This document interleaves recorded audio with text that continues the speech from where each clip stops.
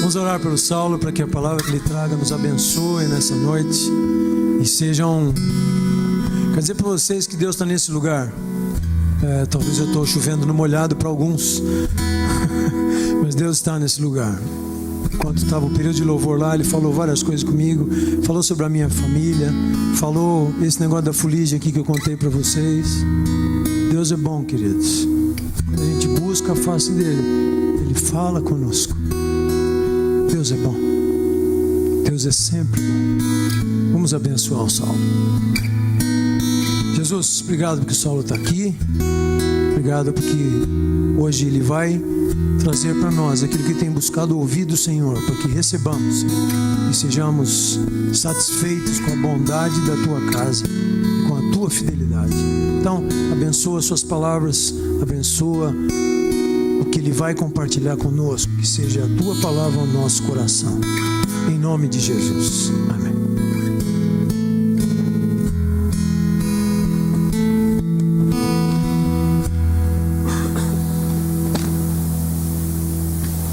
Boa noite, queridos, a paz do Senhor Jesus. Amém. Domingo de carnaval. E muita gente está no acampamento, lá no Paraíso 48. Consegui estar lá essa manhã. E graças a Deus da Vila Mariana nós conseguimos ter um número significativo de jovens lá.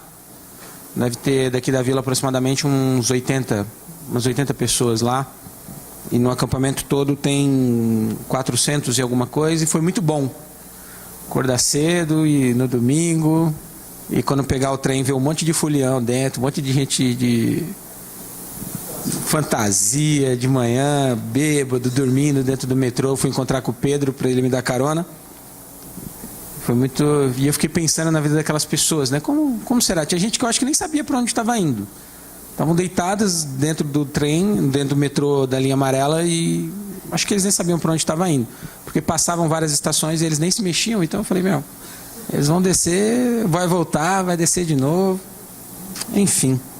Bom, 3 domingos atrás, se eu não me engano, eu tive a oportunidade de estar aqui compartilhando também da palavra com vocês, e eu me lembro de falar sobre árvores e arbustos. E como o tema da igreja esse ano está sendo sobre crescimento, multiplicação, eu tenho meditado bastante sobre essas coisas, e o texto que eu queria compartilhar com vocês está em Mateus, no capítulo 13.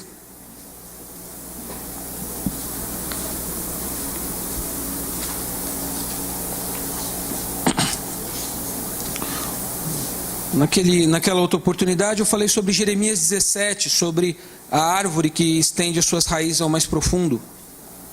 Mas dessa vez eu estava orando e pensando, e esse texto me surgiu à mente, e eu queria compartilhá-lo com vocês. Que Mateus 13 é um texto até certo ponto bem conhecido. A partir do versículo 24, tem algumas parábolas aqui em Mateus 13. A mais famosa é a do semeador. Porém, essa outra parábola me chama muita atenção, e eu queria que a gente conversasse um pouco sobre ela hoje.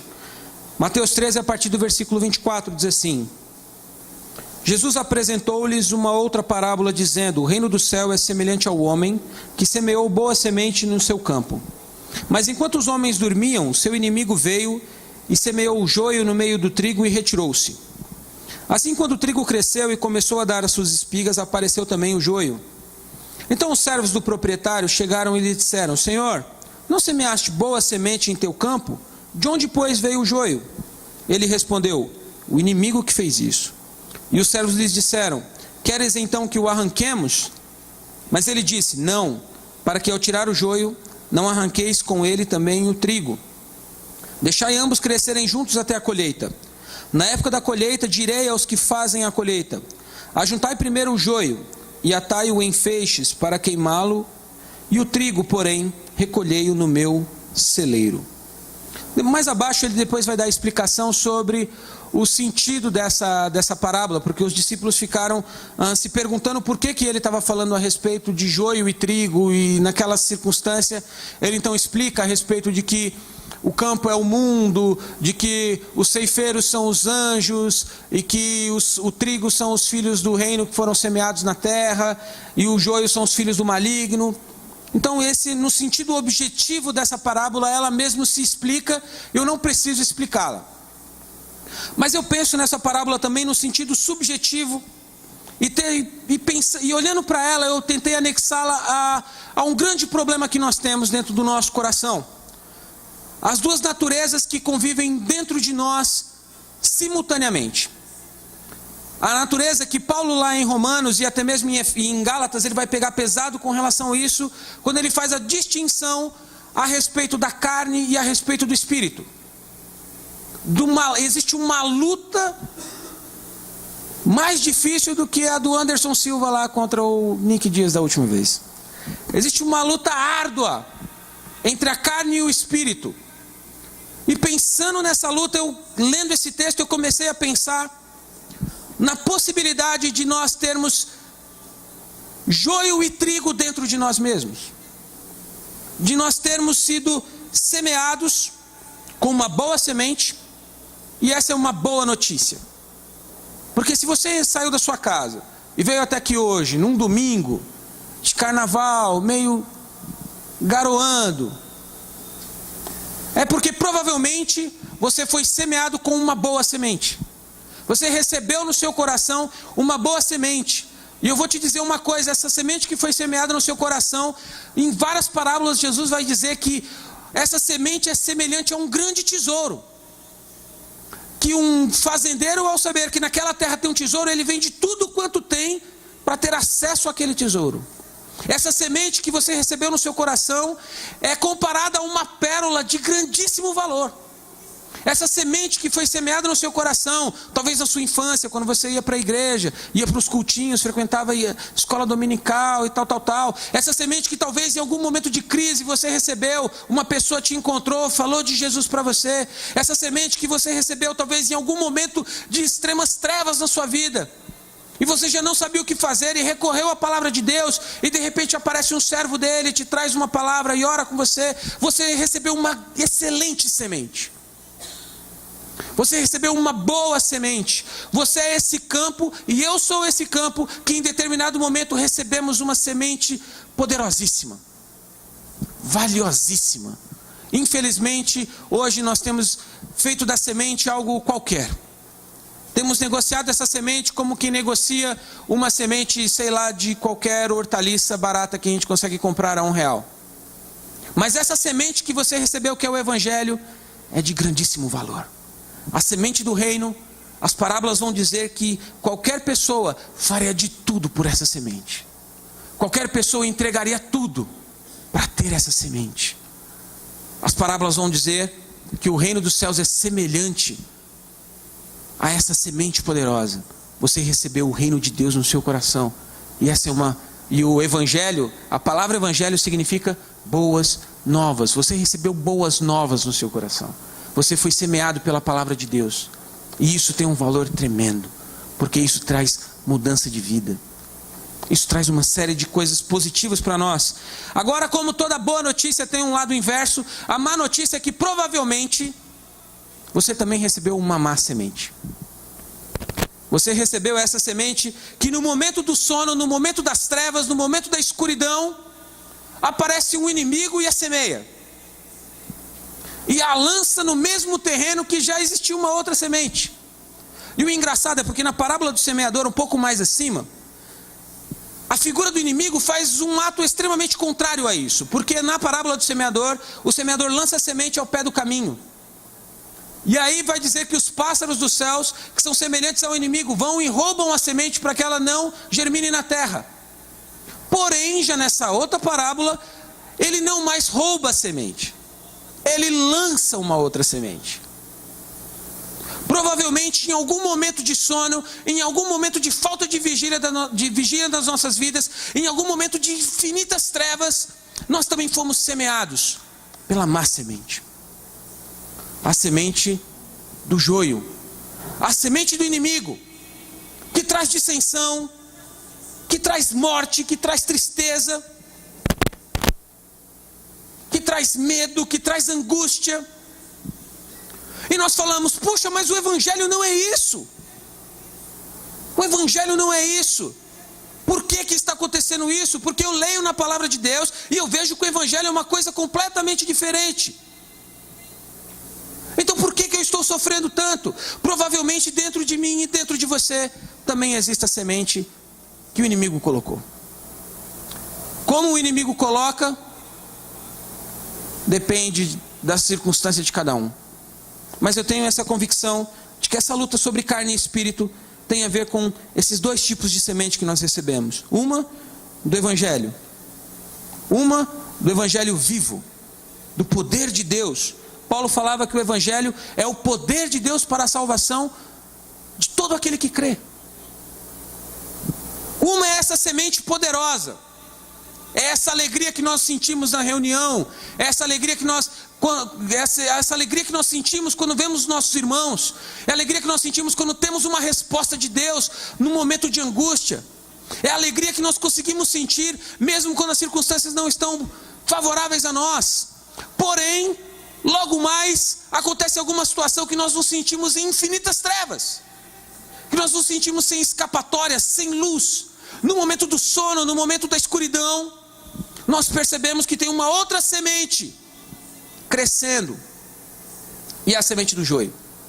E eu fui pesquisar sobre joio. Eu estou me especializando em botânica, porque da outra vez eu falei sobre árvore, agora eu vou falar sobre joio. O joio, ele é uma espécie de grama. O trigo é um cereal. Os três mais importantes cereais é o milho, o trigo e o arroz. Tá vendo? Eu tô catedrado no negócio aí. O trigo é um cereal, porém o joio não. O joio não é um cereal. Ele é uma grama, uma espécie de grama que se parece demais com o trigo. Se parece demais com o trigo. Tem jeito de trigo. Tem cara de trigo. Parece coisa boa. A semente do joio é essa semente da aparência nas nossas vidas.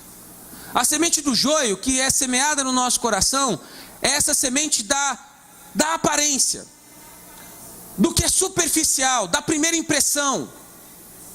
É a semente daquilo que nós temos de mais superficial nas nossas vidas. É a semente daquilo que nós queremos provar para os outros. Então você olha um campo repleto e você fala, quanto trigo? Só que na verdade essa quantificação não quer dizer qualidade, porque provavelmente tem um monte de joio. E aí a gente olha e fala assim, quantos frutos nós temos?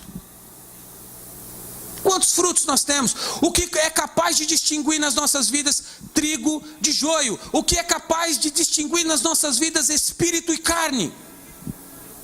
Quando que nós conseguimos ter a análise completa a respeito se estamos sendo levados pelo Espírito ou se estamos sendo levados pela carne? Se estamos sendo levados como trigo ou se estamos sendo levados como joio? É no momento do fruto. E os discípulos, ao olharem, conseguiram perceber, porque era um momento de amadurecimento. O trigo só se distingue do joio no momento de amadurecimento, porque a coloração deles fica diferente. E não se engane, porque o joio, ele tem uma espiga muito parecida com a espiga do trigo. E eu pensava que o joio não tinha fruto. Na verdade ele não tem fruto como o trigo, mas ele tem uma espiga que se parece bastante com a espiga do trigo. Então no momento do amadurecimento eles mudam de cor. E obviamente que como o trigo tem grãos mais pesados, ele começa a se dobrar. E o joio não tem fruto. Ele não consegue amadurecer. Então nesse momento o fazendeiro consegue olhar para a sua plantação e distinguir pela coloração o que é trigo e o que é joio.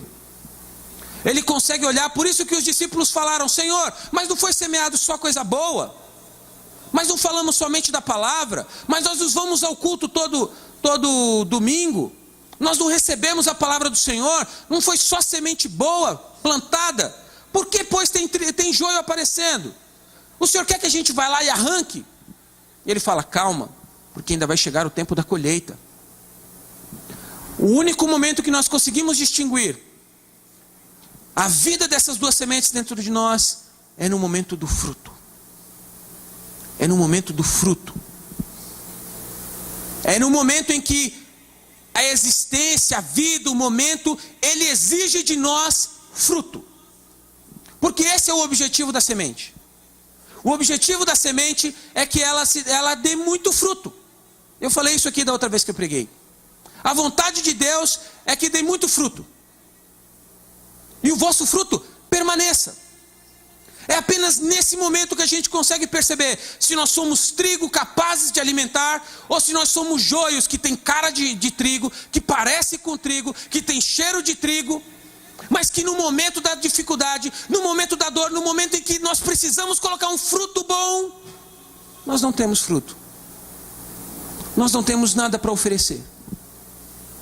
Sabe naquele momento em que você vem no culto e de repente estoura uma crise gigantesca na sua família? E de repente parece que tudo começa a desmoronar. E ao invés de você conseguir lançar uma palavra de bênção, ao invés de você conseguir apaziguar a situação, o fruto que você consegue oferecer é um fruto da discórdia. O fruto que você consegue expor é o fruto do, quer saber? Esquece isso. Manda todo mundo aí para o inferno. Faz não sei o quê. Faz não sei o quê. Não, esquece, deixa para lá.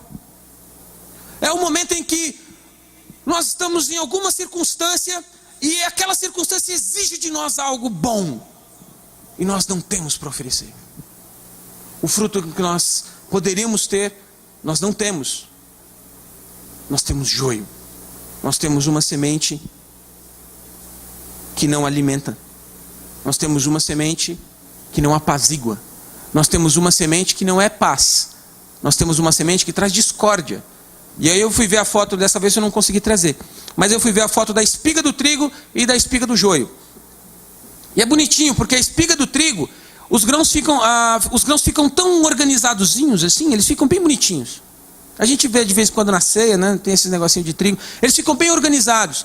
E o do joio, ele coloca algumas coisas que são parecidas com um grão, mas é tudo desorganizado. E o joio, ele tem uma característica importante. Por que os discípulos queriam retirá-lo? Porque ele é muito susceptível ao fungo. E se ele absorve esse fungo, ele contamina todo o trigo.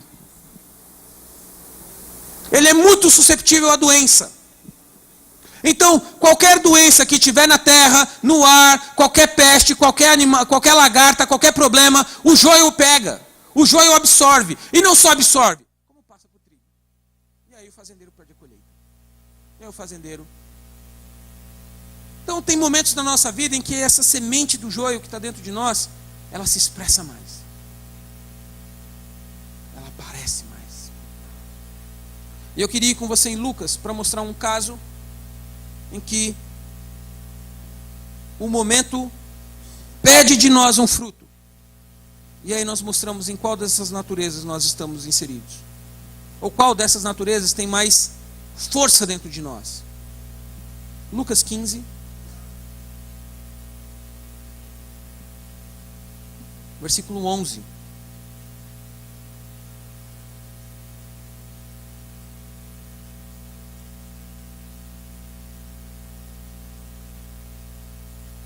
Lucas 15, 11. A parábola do filho pródigo. Eu vou ler só alguns textos porque essa história a gente já conhece bem. Um homem tinha 2 filhos. O mais moço disse ao pai: dá-me a parte dos bens que me cabe por herança. E o pai repartiu seus bens entre eles. Poucos dias depois, o filho mais moço, juntando todas as suas coisas, partiu para um país distante. E lá desperdiçou seus bens, vivendo de modo irresponsável. E depois de gastar tudo, houve naquele país uma grande fome, e ele começou a passar necessidade. Então se colocou a serviço de um dos cidadãos do país, e este mandou para campos para cuidar de porcos. Ele desejava encher o estômago com a comida dos porcos, com a comida que os porcos comiam, mas ninguém lhe dava nada. Ele também caiu em si e disse: quantos empregados de meu pai têm fartura de comida e eu estou aqui passando fome? Vou me levantar e irei até meu pai e lhe direi: pai, pequei contra o céu e contra ti. Não sou mais digno de ser chamado teu filho. Trata-me como um dos teus empregados. E levantou-se e foi ter com seu pai. Estando ele ainda longe, seu pai o viu, encheu-se de compaixão e correndo lançou-se ao seu pescoço e o beijou. E o filho lhe disse: Pai, pequei contra o céu e contra ti, não sou mais digno de ser chamado teu filho. Mas o pai disse aos servos: Trazei depressa a melhor roupa, e vestindo-o, põe-lhe um anel no dedo e sandália nos pés. Trazei também o melhor bezerro e matai-o, para que comamos e nos alegremos. Porquanto este meu filho estava morto e reviveu, havia se perdido e foi achado. Começaram a se alegrar. O filho mais velho estava no campo, e quando voltava, ao aproximar-se de casa, ouviu a música e as danças, e chamando os servos, perguntou-lhe o que era aquilo. E este lhe respondeu: Teu irmão voltou, e teu pai matou o melhor bezerro, pois o recebeu são e salvo. Ele se indignou e não quis entrar. Então o pai saiu e insistiu com ele. Ele, porém, respondeu ao pai: Há tantos anos te sirvo e nunca desobedeci uma ordem tua. Mesmo assim nunca me deste um cabrito para eu me alegrar com os meus amigos. Chegando, porém, este teu filho, que desperdiçou os teus bens com prostitutas, mataste para ele o melhor bezerro. Mas o pai lhe disse: Filho, tu sempre estás comigo, e tudo que é meu é teu. Mas era justo festejarmos e nos alegrarmos, pois este teu irmão estava morto e reviveu, havia se perdido e foi achado. Qual aqui é trigo e qual é o joio? Qual é aquele que no momento da crise em que ele precisa expor qual a natureza é vigente dentro dele, qual a natureza que se manifesta? Se julgarmos precipitadamente, automaticamente nós vamos olhar para o irmão mais velho, vamos falar para o irmão que vai embora e fala assim: esse é um joio danado. Queria o dinheiro, pegou o dinheiro do pai, sumiu no mundão. Aí quando acabou a farra, acabou o carnaval, aí ele volta, se dizendo arrependido, e ainda quer abraçar o pai. E o pai ainda dá um bezerro. Porém, o outro irmão ficou dentro de casa. No conforto da casa, não teve problema nenhum. Esse é o bom moço. Esse é o cara responsável, não fez nada de errado. A questão não está nos atos, mas nessa natureza que está dentro deles. No momento da situação mais crítica daquele rapaz que foi embora, que nós não sabemos o nome, no momento da situação mais crítica, no momento da dor, no momento do desespero, a natureza de trigo faz com que ele se lembre da casa do seu pai. Esse rapaz tinha sido semeado por essa natureza de Deus, tinha sido semeado pelas boas novas, e ele sabia como era a casa do pai, porque ele falou: na casa do meu pai nem os empregados passam necessidade. Meu pai é justo. Meu pai sabe fazer as coisas. Meu pai... E ele vai me receber. Se eu voltar arrependido, ele vai me receber. Porém, dentro de casa, tinha um irmão que não conseguiu nem se alegrar com a chegada do outro irmão. Um outro irmão que permaneceu dentro de casa, com uma aparência de boa pessoa, com tudo organizado, com tudo ok. Só que no momento da crise também, ele expõe a maldade de trigo que está dentro dele. E ele não consegue se alegrar com o retorno do irmão. O pai diz assim: esse filho estava morto e reviveu. E mesmo assim ele não fica alegre. O problema dele era o bezerro. O problema dele era a festa. O problema dele era o reconhecimento. Por que que o meu pai está fazendo isso por ele e não está fazendo por mim? Ele deixou-se tomar pela inveja, deixou-se tomar pela ganância de ter as coisas, porque agora ele era o único filho. Em qual momento essas duas naturezas vão tomar mais espaço nas nossas vidas? Em qual momento nós vamos deixar claro que nós fomos semeados sim pela boa semente e nós temos frutos para oferecer? Ou em qual momento nós vamos deixar claro que nós fomos semeados por uma má semente e nós vamos deixar os frutos dela aparecer? Nessa situação, aparentemente, nós já temos a separação do trigo do joio. Na aparência, o irmão que ficou em casa está tranquilo. Mas qual tinha dentro de si tem uma outra parábola que eu não vou ler com vocês, mas ela está descrita em Mateus capítulo 21. E O pai chama os 2 filhos para trabalhar também. E aí um fala, eu vou, e não vai.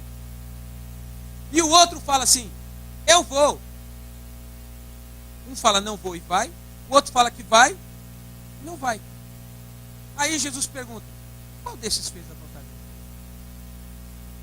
Deus? É aquele que só falou, ou aquele que naquele momento essa natureza pesou e ele falou, não, eu falei que eu vou lá e ou aquele que se apresentou festivo, fez uma média com o pai, falou assim, eu vou, eu sou demais aqui, eu trabalho muito, fica tranquilo que eu resolvo para o senhor, deixa comigo, eu sou um joio bonito, pareço bastante com trigo, só que na hora que ele observa o que é para fazer, ele não vai,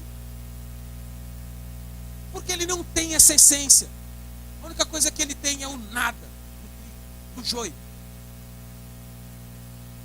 Em qual momento das nossas vidas nós vamos deixar essas 2 naturezas tomarem mais espaço? Tenho certeza que assim como eu, você também foi semeado pelo trigo. Em algum momento nas trevas você foi semeado. E essa discussão aparece muito clara nas cartas de Paulo, quando ele vai colocar a luta da carne e do espírito.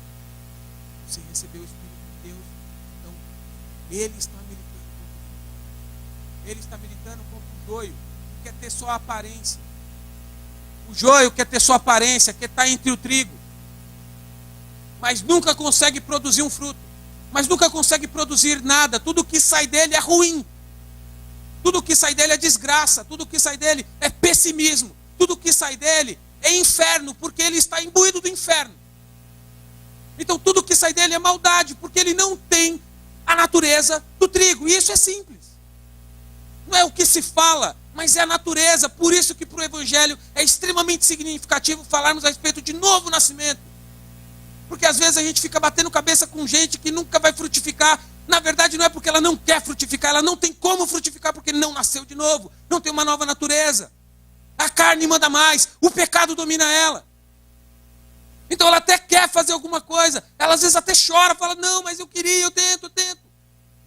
Ou às vezes é tomada pelo cinismo e fala que vai fazer, como aquele filho, fala, eu vou fazer, e nunca faz. Ah, Deus, essa é a última vez, agora eu vou fazer para o Senhor, eu vou fazer com a vontade. Ah, Deus, essa é a última vez que eu fiz isso, agora, o que o Senhor quer que eu faça? Eu quero que você santifique. Não, agora eu vou me santificar, e não consegue. Qual dessas 2 naturezas? Eu e você vamos deixar nos unir. Qual dessas 2 naturezas nós vamos deixar tomar conta de todo o nosso ser? Eu oro para que a natureza do trigo seja muito mais significativa. Eu oro para que a natureza do trigo seja tão expansiva, tão grande, que nós não consigamos segurar a quantidade de frutos que nós vamos ter. E frutos que eu falo não é só quantidade de pessoas.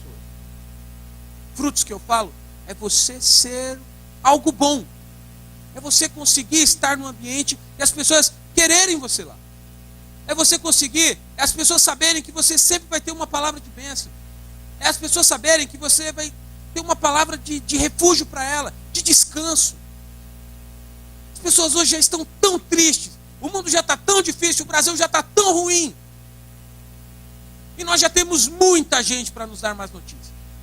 Já temos muita gente, é só você assistir o da Atena. Vai estar cheio de má notícia. Você abre o G1, R7, procura uma notícia boa. É sério, faz esse exercício. Mas se eu quero me animar e vou ver o G1, quero ficar feliz hoje. Já está cheio. Joio é assim, joio não tem nada para oferecer. A não ser o que é ruim. Porque essa é a natureza do joio, é aquilo que é ruim. E aí às vezes a gente tenta se refugiar no cristão, a gente tenta se refugiar em Deus, e aí a gente se encosta em quem pensa que a gente pensa que é trigo, e aí ela é um G1 da vida. Vai acabar. Corre que vai acabar. O mundo vai acabar mesmo. Acaba assim. Ô irmão, tá tão difícil que eu queria que o mundo acabasse mesmo. Eu queria tentar ir para a glória, porque aqui o negócio tá difícil, o banco tá atrás de mim, a conta chegou. Ô irmão, não tem água. Estou 5 dias sem tomar banho. Não é difícil, eu quero ir para a glória. Não, Senhor, acaba com esse mundo, queima tudo. Queima todo mundo. Passa aqui o rodo, queima todo mundo. O Sartre tinha uma frase que ele dizia que o inferno são os outros. Né? Queima meu vizinho, Senhor.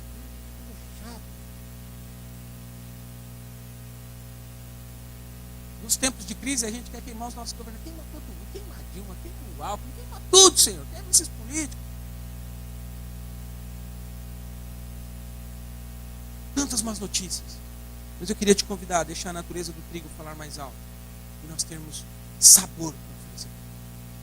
Temos coisas boas. Boas notícias para oferecer. Temos coisas novas. Temos trigo, temos fruto. Temos alegria para oferecer para as pessoas. Obrigado.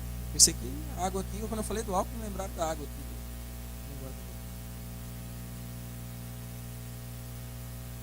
Estava seca já aqui, Paulo. Obrigado. Precisamos termos frutos para alimentar essa multidão perdida. Precisamos deixar a natureza do trigo falar mais alto e alimentar multidão. É assim que nós vamos crescer. É assim que a igreja sobrevive. Alimentando aqueles que não encontram alimento em nenhum lugar. Alimentando aqueles que estão sedentos, aqueles que estão com fome de muitas coisas. Nós precisamos alimentá-los. Isso só vamos fazer. Essa é a natureza do Espírito. Que é descrito lá, os frutos do Espírito lá de Gálatas. Bondade, temperança. É um desafio. É um desafio. Mas eu queria orar com você. Para que nós, hoje, iniciássemos um processo de deixar a natureza do trigo falar mais alto. De deixar essa semente do trigo crescer de maneira que ela se expanda a níveis inimagináveis. Deixar que essa boa semente frutifique nas nossas vidas, porque você já recebeu a boa semente. E fazer o máximo para a gente conseguir matar essa semente do joio. Fazer o máximo para a gente matar essa carne. Como o apóstolo Paulo dizia antes, eu subjugo meu corpo e o reduzo à servidão. Essa carne, esse instinto, a inveja do irmão que ficou na casa, a falta de responsabilidade do filho que falou para o pai que ia e que não foi. Nós precisamos matar essa natureza do joio. Ela não alimenta ninguém. Ela não resolve o problema de ninguém. Nós só entramos na roda e a fazemos girar diante de todos os problemas. Então eu queria te convidar a curvar a sua cabeça.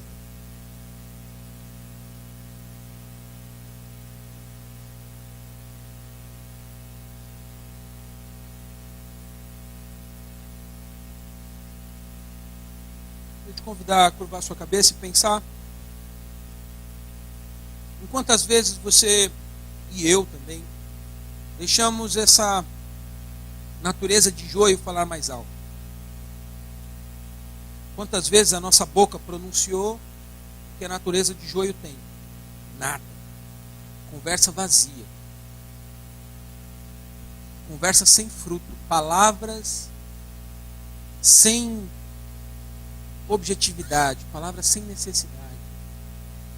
Quantas vezes, nas situações em que nós vivemos, do dia a dia, do trabalho, da família, do trânsito, da escola, do problema, do namorado, do esposo, da esposa, nós não temos conseguido ser fonte de alimento para ninguém. Nós temos o que o joio tem, nada.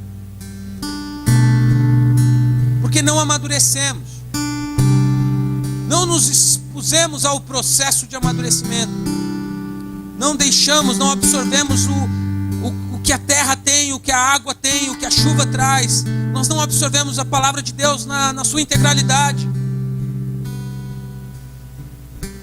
E aí o evangelho que nós temos às vezes é o evangelho da aparência, o evangelho que se balança com o vento, o evangelho que vai e volta, que entra e sai. É o evangelho do joio. É o evangelho do joio que tem uma necessidade de se parecer com o trigo, mas que não tem a natureza suficiente para isso, que não tem fruto suficiente para isso. Deus, em nome de Jesus, nós queremos pedir nessa noite, Senhor, que o Senhor trabalhe, Deus, na nossa carne, Senhor, essa natureza pecaminosa e diabólica do joio, Senhor. Que em alguns momentos nós nos vemos na situação de Pedro, que em um momento tem uma revelação que o Senhor é o Cristo, em outro momento precisa ser exorcizado pelo Senhor. Para trás de mim, Satanás. Você está dando ousadia para o joio, você está dando ousadia para a carne, você está dando ousadia para uma outra semente, Pedro. A sua boca está falando o que o joio tem, Pedro. Para trás de mim. Deus, em nome de Jesus, nós não queremos viver nessa ambiguidade muito tempo, Senhor. Nós precisamos em um momento começar a vencer, porque às vezes nós nos sentimos empatados na carne e no espírito. O espírito está 50, a carne está 50. No outro dia a carne está 60, o espírito está 40. E a gente vive nessa luta, Senhor. E isso compromete os nossos frutos, isso compromete os nossos relacionamentos, isso compromete, Senhor, as nossas amizades, compromete as nossas famílias, compromete os nossos trabalhos, compromete o nosso futuro, porque somos inconstantes. Ora no espírito, ora na carne. Ora com palavras boas, com bons alimentos. Ora um azedume. Senhor, em nome de Jesus, nós queremos que o Teu Espírito Santo nos fortaleça a tal ponto de conseguirmos subjugar a nossa carne. Eu preciso subjugar a minha carne, Senhor. Eu preciso fazer com que a natureza do trigo fale mais alto, que a natureza do Espírito fale mais alto, mesmo diante de qualquer circunstância. Eu preciso ter palavra de bênção, Senhor. Eu preciso ter resposta para minha esposa no momento da crise. Eu preciso abençoar a minha família no momento em que eles não têm nada para me oferecer. Eu preciso me satisfazer no Senhor no momento em que está todo mundo insatisfeito. Eu preciso ver uma possibilidade de futuro no momento em que todo mundo só sabe criticar o país, o governo, o dinheiro. Senhor, em nome de Jesus, nós queremos ver possibilidades, Deus. E essa luz que às vezes nós temos como luz do fim do túnel, que seja a luz da Tua palavra, a luz do Teu Espírito Santo, nos mostrando e nos fazendo caminhar e pisar acima de todos os problemas. Pisar a carne, pisar o joio, deixar essa natureza ser queimada no fogo e viver a vida abundante que o Senhor nos prometeu. Viver a abundância de alegria, viver a abundância de paz. Quantos de nós não conseguimos aqui ter paz? Todo dia é uma guerra. Quando não tem, a gente procura uma. Deus, em nome de Jesus, suplicamos essa noite, Senhor, neste domingo, Senhor. No outro domingo eu falei sobre termos muito fruto, Senhor. Suplicamos nesse domingo, Senhor, porque para termos esses muitos frutos nós precisamos matar o joio. Nós precisamos matar a nossa carne. Nós precisamos ter essa natureza do arrependido, daquele que não merece nada, daquele que perdeu tudo, não tem mais nem herança, mas tem o Pai, e por estar com o Pai é o suficiente. Que o Senhor nos fortaleça, Pai, e que consigamos um dia, Senhor, espero que breve, vencermos a natureza do joio e darmos muito fruto como o trigo, em nome de Jesus, Deus, em nome de Jesus. Amém. Amém.